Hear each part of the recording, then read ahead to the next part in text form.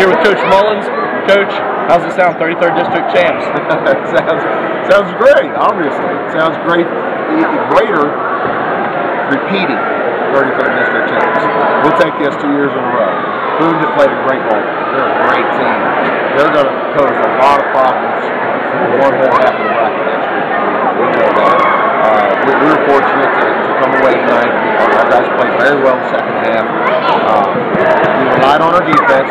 And kind of knew that coming in. We knew we were going to have to play hard on the defensive end throughout the game, all 32 minutes. And we felt like that if we were able to do that, and we were able to limit Zane and Chase, that we could handle Trevor a little bit and outlast them. It kind of worked out that way. Tate and Bobby both get 2 fouls there in the second quarter. You elect to leave them both in. It pays off big time. They have 16 of your 22 at half. How much, I mean, what was there even did you even think about taking them out of the game at that point? For a moment with Tate, yeah. Tate has a tendency at times to make mistakes after he's made one mistake, he'll make another. But he understood. He convinced me he was okay with that. Bobby, I thought for about that long. And as soon as I looked at his face, he said, "Don't take me out, I'm fine." And, you know, he's a player that can adjust and can handle that. So I trust him to be able to play on the field. Now, Bobby's biggest thing for us tonight was halfway through the third quarter, we decided to take him and rotate him onto Trevin and take Todd off of Trevin. And I thought that was the key to our defensive effort the entire second half.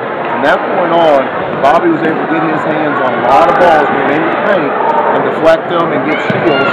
And those were balls that earlier in the game Trevin was getting in his hands and finishing shots. So that little change we made probably was the best thing that we had for us. I was going to ask you about that because Trevin was held scoreless in the fourth quarter after having a big third quarter. So that was a major adjustment. Another decision you made there in the fourth quarter, they were still in their zone. You elected to run some clock and sort of shorten the game. Also eliminated the possibility of Bobby getting farther foul trouble.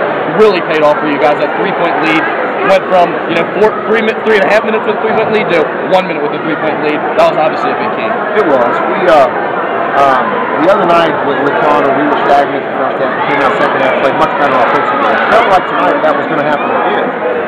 But then we came out in that third quarter and they switched to that zone on us, and it just made our guys stand around too much. We didn't attack it very well. We finally there late in the fourth quarter realized what we wanted our game plan, put the ball to the elbow, and then we wanted to have guys diving on the baseline. Zach did a real good job. We got some very good looks. Zach just needed to understand he needed to go one more pass with that when he did the baseline on those. And our cutters were a step slow too. They were tired. The guys were worn out.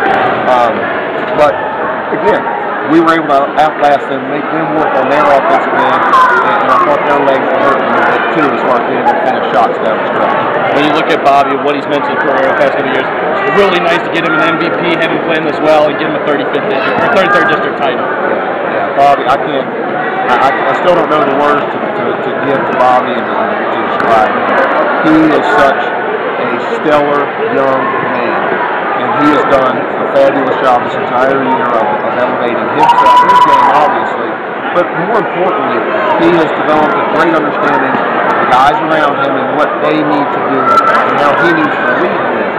And I would say the same thing about AC Stinson, who has come into this season and just really has, nobody pays much attention to him. He's a point guard, he doesn't score much, but he has grown leaps and bounds this year as a basketball player, but more importantly as a leader.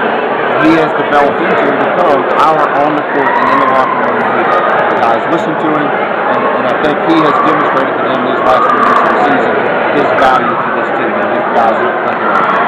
Coach Alan Mullins, 33rd District champion. He'll be at the 9th Region Tournament at the Bank of Kentucky Center next week. I'm Rick Broering, NKySportsBlog.com. And I'll see some good basketball next week.